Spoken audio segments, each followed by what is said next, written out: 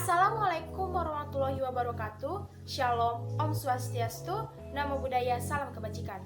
Halo teman-teman semua. Perkenalkan, nama saya Anggrani Teresa Siregar dari kelas 12 Akuntansi 2 akan menjelaskan pertanyaan dalam buku Akuntansi Keuangan halaman 12 dan halaman 13, nomor 7 dan nomor 9 yang diberikan oleh Bu Elis selaku guru akuntansi keuangan di SMK Multistudy High School. Halo Bu Elis. Nah, teman-teman, sebelum kita masuk ke penjelasannya, kita harus mengetahui dulu apa tujuan dari jurnal penyesuaian pada rekonsiliasi bank. Nah, tujuan yang pertama agar setiap rekening real menunjukkan jumlah yang seharusnya pada akhir periode. Nah, tujuan yang kedua agar setiap rekening nominal menunjukkan biaya dan penghasilan yang diakui dalam suatu periode.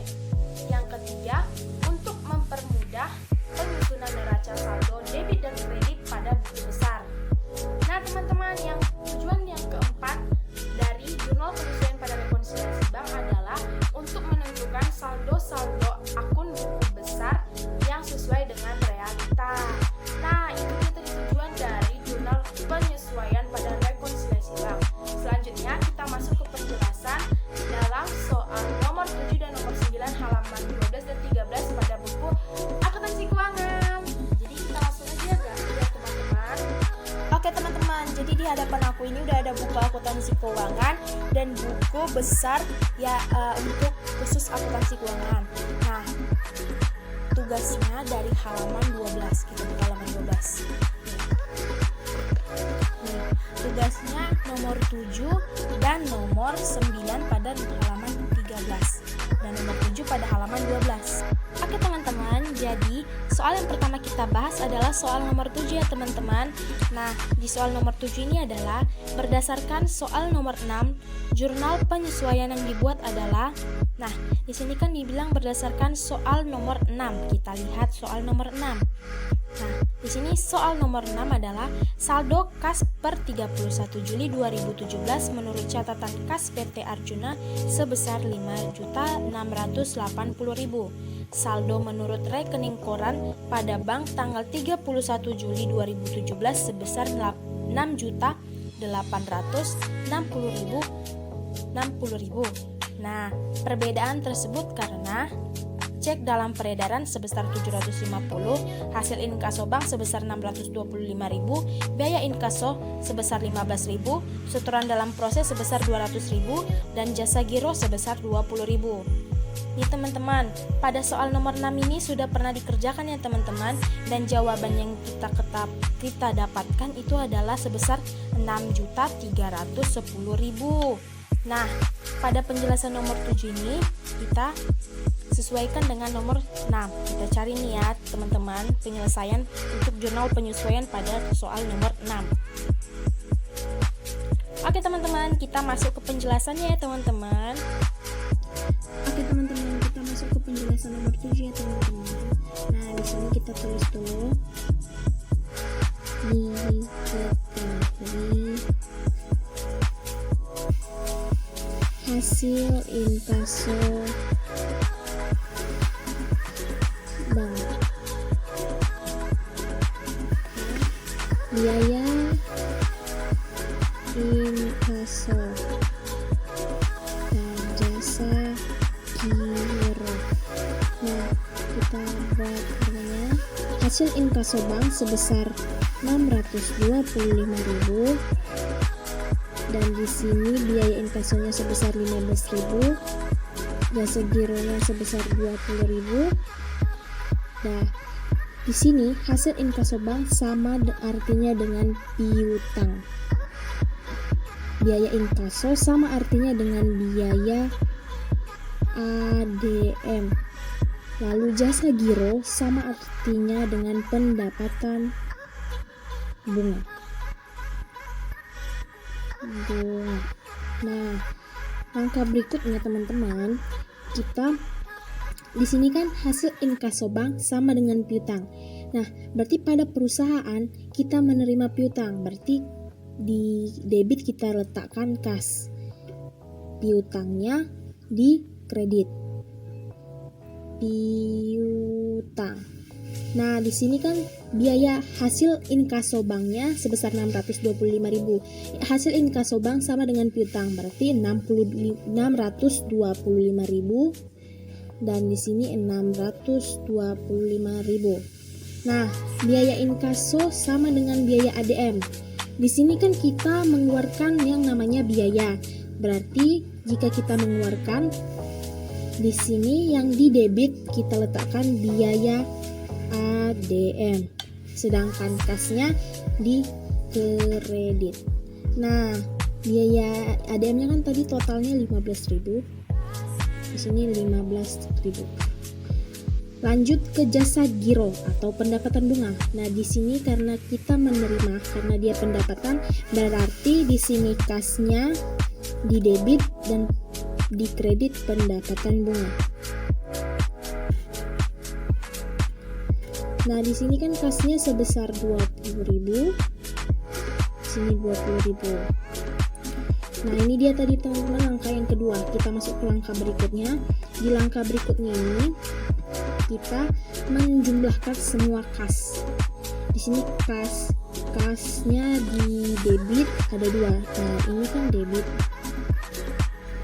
Ini kredit. Nah, kalau misalnya debit ketemu kredit, dia kurang. Sedangkan debit ketemu debit berarti dia tambah. Sebaliknya juga dengan kredit. Kredit ketemu kredit, dia tambah. Nah, masuk ke jam berikutnya, jumlah kas.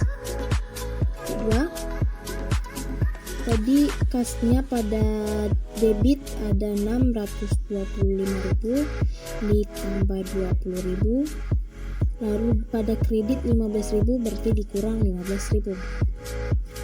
Nah, totalnya 630.000. Nah, ini ya teman-teman total dari kas keseluruhan. Nah, kita masuk ke langkah berikutnya. Di sini kan kasnya sudah kita totalkan. Kita letakkan kas pada debit sebesar 630.000. Nah, karena ini biaya ADM-nya debit, nah kita masukkan di bawah biaya ADM. Ini kita ke langkah jurnal penyesuaian akhirnya teman-teman, 15.000. Nah, di sini pada kredit ada piutang dan pendapatan bunga. Kita letakkan piutang dan pendapatan bunga. Nah, piutangnya sebesar 625.000 dan pendapatan bunganya sebesar 20.000. Nah, ini dia teman-teman hasil jurnal penyesuaian akhirnya. Jadi kita ambil kesimpulan. Kas biaya ADM, kas sebesar 630.000, biaya ADM sebesar 15.000. Piutang pendapatan bunga sebesar piutang 625.000, pendapatan bunga 20.000. Nah, kita lihat pada opsi di buku. Pada nomor 7 opsi A, kas sebesar 620.000, biaya inkaso sebesar 15.000, piutang usaha sebesar 615.000, sedangkan pendapatan jasa sebesar 20.000. Nah, di sini dia berbeda ya teman-teman dengan hasil yang kita cari. Kita lanjut ke B. Di B, kas sebesar 625.000, piutang usaha sebesar 625.000. Nah, dengan yang kita cari juga berbeda. Kita lanjut ke C. Ke C, kas sebesar 630.000, biaya inkaso sebesar 15.000, piutang usaha sebesar 625.000, pendapatan jasa sebesar 20.000. Nah, di sini yang benar adalah yang C. Kas 630.000, biaya ADM 15.000, pendapatan bunga 625.000 dan piutang 625.000 dan pendapatan bunganya 20.000. Nah, berarti di sini yang benar adalah opsi C. Kita masuk ke nomor 9 ya teman-teman. Oke teman-teman, pada soal nomor 9 di sini dikatakan Dari soal nomor 8, jurnal penyesuaian yang dibuat adalah, kita lihat soal nomor 8. PT Cianjur Maju membuat laporan rekonsiliasi bank sebagai berikut. Jasa giro sebesar 17.800, biaya bank sebesar 3.200, saldo bank sebesar 1.123.200.000, akun kas pada perusahaannya, setoran dalam proses sebesar 360.000, uang kas yang tidak disetor sebesar 80.000, cek yang beredar sebesar 322.400, penerimaan sebesar 202.400 dan saldo kas sebesar 1.228.000. Nah, untuk soal nomor 8 ini juga sudah pernah dijawab ya teman-teman, dan jawabannya adalah 1.240.800. Nah, kita langsung nih ke soal nomor 9. Caranya sama saja dengan nomor 7. Kita buat dulu.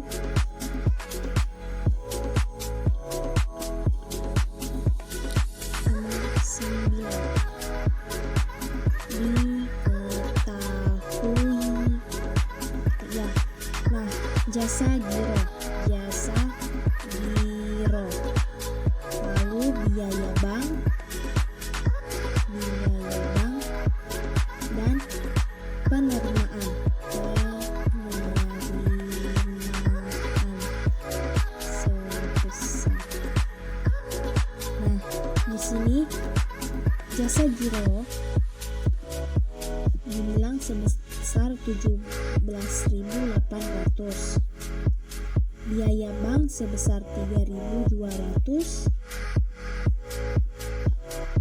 penerimaannya sebesar 202.400. Nah, di sini pihak perusahaan melakukan kesalahan dalam pencatatan.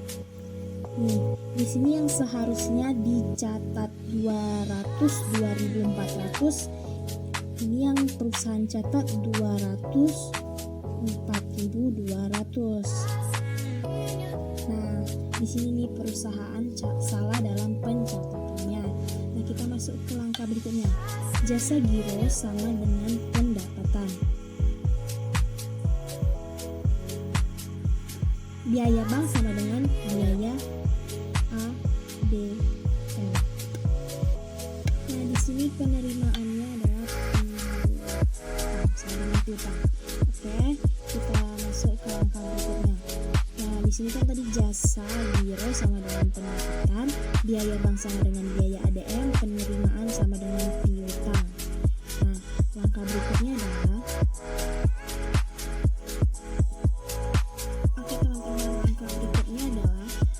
di sini kan jasa giro atau sama dengan pendapatan. Nah, di sini kalau dalam pencatatannya pendapatan berarti kasnya di debit, sedangkan pendapatannya di debit. Nah, sebesar 17.800.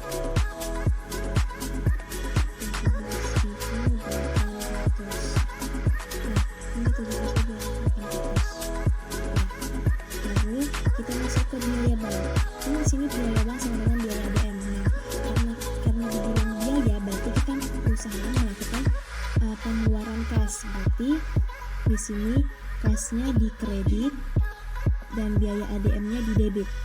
Biaya ADM sebesar 3.200. Nah, lanjut ke penerimaan. Penerimaan sama dengan piutang. Nah, kan di sini piutang nih teman-teman, berarti di sini kasnya di kredit dan piutangnya di debit. Kenapa kasnya yang di kredit?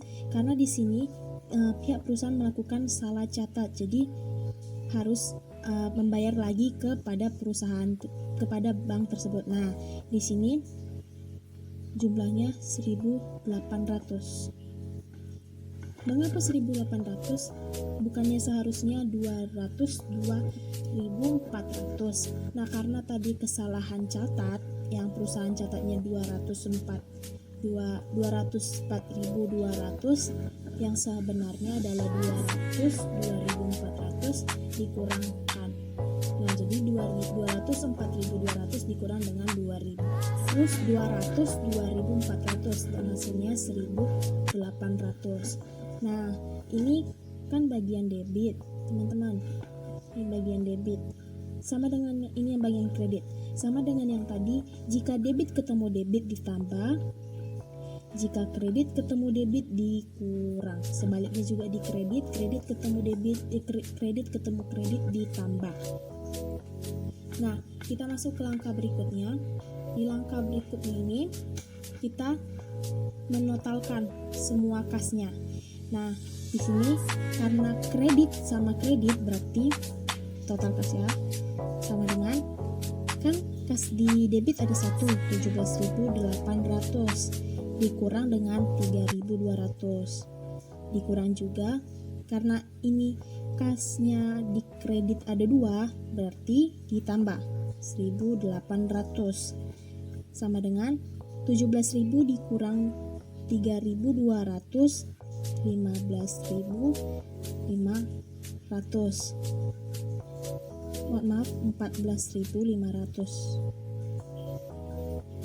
14.500 ditambah 1.800 sama dengan 16.000. Nah, ini total keseluruhan dari kas tadi. Nah, kita masuk ke langkah berikutnya. Kita letakkan kas pada debit sebesar 16.000, lalu pada biaya ADM-nya kita letakkan di ini, lalu piutangnya kita letakkan di debit. Jadi yang di debit ada kas, biaya ADM, dan piutang. Biaya ADM-nya kita buat sebesar 3.200, piutangnya 1.800. Nah, pada kredit kita hanya meletakkan pendapatan sebesar 17.800. Nah, ini ya teman-teman jurnal penyesuaian akhir dari rekonsiliasi bank di nomor 9. Nah, kita lihat pada optionnya. Di option A, kas sebesar 12.800, biaya administrasi bank sebesar 3.200, pendapatan bunga sebesar 16.000. Nah, di sini berbeda dengan hasil yang kita cari. Kita lihat di option B. Di option B, kas sebesar 12.800, biaya administrasi bank sebesar 3.200, piutang usaha sebesar 1.800, dan pendapatan bunga sebesar 16.000. Nah, yang option B juga berbeda dengan yang kita cari. Kita masuk ke option C. Di option C, kas sama dengan 16.400, biaya administrasi bank sebesar 3.200, piutang usaha sebesar 1.800, pendapatan bunga sebesar 17.800. Nah, ini juga berbeda dengan option yang kita cari. Oh ya teman-teman, mohon maaf nih sebelumnya. Nih, pada kasnya saya salah penghitungan.